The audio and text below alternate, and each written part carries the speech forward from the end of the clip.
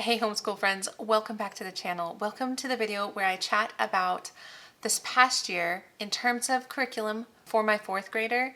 We're going to chat about like what worked, what didn't work, what we switched, things like that. So every year I try to make these videos. I try to look back on the actual video that I posted last June detailing the curriculum that I plan on using for my fourth grader. And maybe I'll just create a playlist because I have been doing this for a number of years, so you can check out other years if you're curious, because honestly, I think these videos are gold. I mean, I do love watching what people are planning on using for the upcoming year. I love a good curriculum reveal video, but I think these are more useful. These types of videos are really where you get like all the dirt, all the boots on the ground thoughts about how it actually worked after using said curriculum for 9 months, if you will. So I hope this type of video actually helps you, especially if you are looking at some of these programs for the upcoming school year. So let's just hop into everything fourth grade.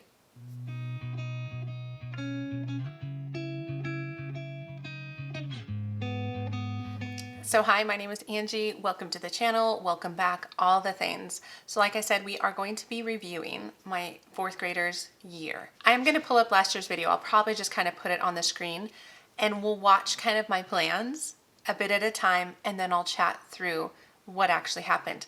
Now, honestly, it's been a pretty good year. There were a few things we changed, but it wasn't like a complete overhaul by any means, although he is my oldest, which makes him my guinea pig child. But honestly, I think it's been going really well. So let me just pull up last year's video and we'll just kind of start working through it. Let's start with some language arts because that's kind of the bigger subject that we're going to be talking about today. So my plan for this year is kind of twofold. I am using both Sonlight Language Arts as well as Logic of English, which there's been a lot of questions on my channel about how I'm doing that. So I'll explain it right now. So let me just start with my plan for Sonlight Language Arts, because for my son, we started this level 3, this past January. I love level 3 because of the diamond notes, which are a unique way of teaching paragraph formation, and it really landed with my son. Okay guys, so you can see I jumped in with language arts. And actually that's probably the area that we did change the most. So I guess this is good. This is good because you can hear how this worked. My initial plan was to use 2 main programs, right? I was planning on using Sonlight Language Arts as well as Logic of English. Now, we used quite a bit of these programs. There were some things that didn't quite work though. So let's just start with Sonlight because that was the thing that we struggled the most with. Now, granted, we didn't totally struggle. It was good in some ways. Like I was saying, level 3 had the diamond notes, and we had started level 3 last year with my son, and we were just finishing up level 3 and going into level 4, which is what we did. And we finished up some of those assignments, and mostly we were using like the copywork and the composition and the readers. Like I was saying, the composition was really hit or miss. Sometimes it was really good, you guys. We would sit next to each other, we'd partner, I'd help him type. I was just encouraging his like big ideas and big thoughts. And that was good. He felt supported. Where the rub was really between the two of us was I didn't know how much help to give, and he didn't know how to do it if I pulled back, because sometimes he would say like, I'm doing too much, and I'd be like, okay, and I'd pull back, right? But then I pull back too much? And then he's suddenly like, I don't have enough structure. I don't actually know what you want. And then I was like, I don't even know what I want. You know, I was flustered. He was flustered. It was kind of this like, the two of us did not have enough skills on composition. I'm notoriously kind of weak in these subjects. I'm a science math girl, right? And so like composition and writing, I already feel a little anxious about to begin with. But then I thought the Sonlight Language Arts program was set up so well, and I still think that. Now this is not a video that's saying we're never going back to Sonlight Language Arts, because I think we will. What I learned in his fourth grade year is he has a need that I can meet with a different curriculum, and we can possibly come back. And so the need is he wants more structure. He wants to be able to see how to organize his thoughts well. And I was unable to take the teaching and the instruction from the Sonlight Language Arts and do that with him very well. Now, some of my other kids might handle that better, and we might just try that. But for him, I decided for next year, next fall, we're gonna go with IEW for at least 1 year. I'm committing to 1 year, and if it works, we might do more, or we might take those skills and re-enter into Sonlight. So that was probably our biggest hang up. And now what happened throughout the year though on that was we made it to about midway and it just really started to fall apart. He really started to push back and it wasn't going as well. And so I started kind of researching, and I've been talking about this a lot on this channel, so I know this is not new for some of you who watch my videos, but I started researching a bunch and I landed on IEW, but I decided I did not want to start that in the spring. I need to learn it. So I decided to kind of lean on the Brave Writer Partnership Writing course that I had purchased for him. And we did that a lot this past spring. As we did a lot of the little activities. He's really enjoyed them. Some we haven't finished very well, but it's okay. It's still a lot of good learning. So we've been doing a little bit more on the creative side, on him getting his thoughts out and being comfortable with that. And I think that'll be good and that'll serve us when we then go into a more structured program. So we kind of stopped off on partnership writing for him. So that's kind of the composition story for the year. Is it didn't totally work, but we were able to salvage things and have a good plan. So I'm good. It's in a good spot. Now, when it comes to the rest of Sonlight that we use the readers for Sonlight. That's been a huge hit, huge. And I think one thing that has really worked for us is we finished out level 3 readers and then we started level 4. And I knew that we wouldn't have enough time to finish all of level 4. So I started to let him pick what he wanted to read. And I think that buy-in has been huge. He's just been reading whatever he has picked. Even if maybe he doesn't like it as much at first, I feel like having his buy-in makes him kind of not whine about it, if you will. So the readers have been great. So segue to Logic of English, like I was saying in that video, which I'm not sure if I showed this part, but I felt like the Sonlight Language Arts and the Logic of English really complemented each other. That's what I'm looking for. Really complemented each other because I was able to take the other sections of language arts, such as spelling, grammar, and vocabulary, and move that into Logic of English because I like the way it's taught and my son likes the way it's taught. It's very structured. It's very rule-based. I like the fact that we're going through it a number of different times. I'll link some videos I have for Logic of English because I actually just made a week in our life with Logic of English. Is very detailed. So if you're interested in this program and really understanding what it feels like as you're kind of exiting those learning to read years, entering into maybe like grammar, vocab, spelling years, and wondering if essentials would be a good fit for you, go check out that video just to see how we do things or how it goes. I think that'll help. But it's been a really good fit. It's a good fit across the board. Yes, there's days he pushes back, but for the most part, it's a good fit. And so that's a little bit of the language arts. Now let's go back and see what else was on this video because I feel like those two programs were such a big part of his curriculum. But I do have some other subjects, the small independent language arts subjects that I want to cover as well.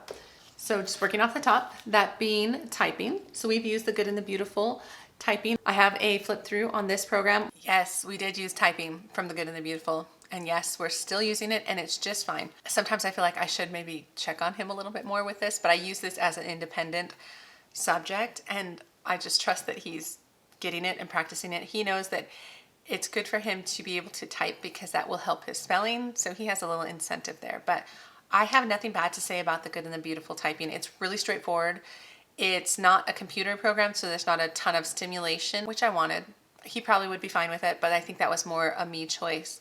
And so he just types. He has the program on a little easel and he just types. And I do have a review of that if you're interested in the Good and the Beautiful typing. The next thing I do have is handwriting. So I'm going a little different direction on handwriting. So I'm a big Danielian fan. We always have been. So this is his grade 3 book, which we're about halfway through. So I'm going to have him finish Danielian grade 3.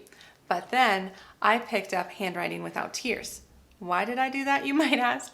I did it because I was picking out an all subjects package with Sonlight for my son. And you'll see some other stuff that goes with that. And they didn't have Danielian, but they have the Cursive Success with Handwriting Without Tears. I don't really know how to use Handwriting Without Tears. All right, next, handwriting. Oh, yes. Okay, handwriting. So like I was saying, we made a switch because it was part of the all subjects package for Sonlight. Yeah, we're going back. We're going back to Danielian. We did not like Handwriting Without Tears. And I don't know if it's because I didn't buy the teacher's guide or something like that, because I feel like there was a lot of things that we missed. He couldn't just like go copy this page. There was more involved and he didn't really know what it was and I didn't really know what it was. And yes, he's been practicing his cursive handwriting, so it wasn't a loss. Like it wasn't like a complete scrap. I'm having him finish the book and then we're transitioning back to Danielian, which I like better. So handwriting was a bit of a bust, but we made it work. And then I have some other things here that have more to do with like testing and standardized testing, which are required in my state. I try not to make too big of a deal of it, but I also want to set up my kids well. And so I've used these reading comprehension sheets from Sonlight in the past, and we like them. And this, I picked up level 3 for him just because I feel like Abeka is really ahead. All right, so you can see here that I talked more about what we do for test prep. That hasn't changed. We've brought in that test prep book that I showed you around right now, the last, pretty much since spring break. I've been having them do a couple pages just to get used to the formatting, because I think for this upcoming standardized test for my 4th grader, I'm gonna have him just do it himself. In the past, because he hadn't been up to his reading level, I was kind of reading it for him and not helping him, just reading it. And I thought that was just fine. This year, we're gonna give it a go with him reading it himself. And that makes me anticipate that maybe his scores are gonna be a little bit lower, but that's okay. I think it's a good practice, especially in his 4th grade year, because in our state, we only have to do standardized testing every odd year. So this one we don't have to turn in anyway. Not that it matters. I really don't think it does. I'm not as hung up on this as I used to be, but we still do that test prep, and we do still do the Abeka reading comp. I think that's just good. I think it's good practice to be able to read something and kind of pull out some questions, and he always does just fine. So that's been fine. We're still doing it. So for math, we are continuing with Saxon. So Saxon 5.4 is what I have here. I was sent the kit through my all subject package with Sonlight again, and it's fantastic. So it comes with the Dive CDs, which I'll touch upon in just a second, as well as all this other stuff. So text and workbooks, solutions manual, and then just the textbook. And then the last thing, I don't know why I left math to last, but is Saxon 5.4. plus Nicole the Math Lady. So I made a comparison video on that because I hadn't decided at the time of filming this video that I've been showing you what I was gonna do for kind of an online components. So I did a ton of research, and I actually just made a video about it for you guys. But we landed on Nicole the Math Lady. It's been really good. Some things that we have changed on that is I started with grading. I quickly dropped the grading with Nicole the Math Lady. It sounded so tempting, right? It sounded so tempting that it's like, oh, it's just gonna take care of it for me. And yes, maybe with some kids. What happened with my son is he realized he had 6 tries, so he would just kind of guess. And I know I could have made him have less tries. But what I realized is like, I just didn't want that. I would rather work with him. So I have him just write out the answers on a piece of paper, I grade it, and then we talk about it. And that's been more helpful for him. And for the most part, the videos have worked well. There's been some times when he's like, I don't get it. And then I step in and I reteach kind of the whole lesson, or we watch the video together, and that's helpful. But Saxon 5.4 as a whole still works really well for him. He needs that constant spiral, repetition, bringing back things to practice and practice and practice. And that helps him. And for him, it's more of just a focus thing. It's like reading the problem precisely to see what it's asking for. I think this is a kid problem, not just my son. And then finishing problems, such as like his long division problems, he'll just stop at the very end and not put the remainder up or something. But I think that's just kind of normal. And so, yes, math is right where it should be, and I have no issues with that. The last thing I want to talk about is kind of enrichment.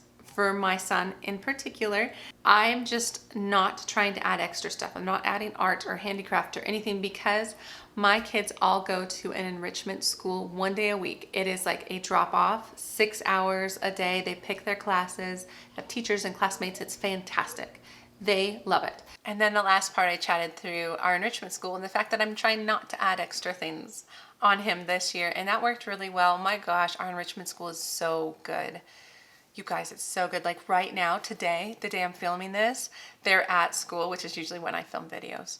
But they're at school, and my daughter's in musical theater, and my 4th grader, my son, is in technical theater. So he's helping run the production, and they're doing their tech day because their play is next week. And it's just fantastic to have this resource to homeschoolers. I'm so very thankful, because I made a video on enrichment school and the fact that ours is publicly funded, and I realized it's kind of the minority. I didn't realize that until you all typed back and replied that you don't have that kind of thing in your state. And so I'm just even more thankful for our enrichment school and how much of a blessing it has been. And it's not just the academics, but it's also the social and having friends and having teachers that he's had for now 5 years that know him and know our family. And it's just I wouldn't trade it. I wouldn't trade it for anything. So yes, we've gone through his whole 4th grade video. Granted, we do history and science and Bible and our read alouds through Sonlight, which if you follow my channel, you know that. That's not a big surprise. I'm going to be doing my big reviews for HBLC and Science C, which is what he did this year. And I'm going to do those here shortly in a couple weeks. So you'll be seeing those as they kind of come out, and I'll give my whole thoughts on how that worked. So that's the rest of his curriculum, but this is just really his individual subjects and my thoughts on them and how it went. And I'm really proud of him, and I think the year has gone really well. And so yeah, that's what I have. Let me know down below if you do this kind of reflection. I highly recommend it if you don't. I think it's really good to kind of wrap your head around how the year went. But yes, as always, leave comments, questions, anything you guys want to say. I love hearing from you. But otherwise, you guys, I will see you in the next homeschool video. All right, take care.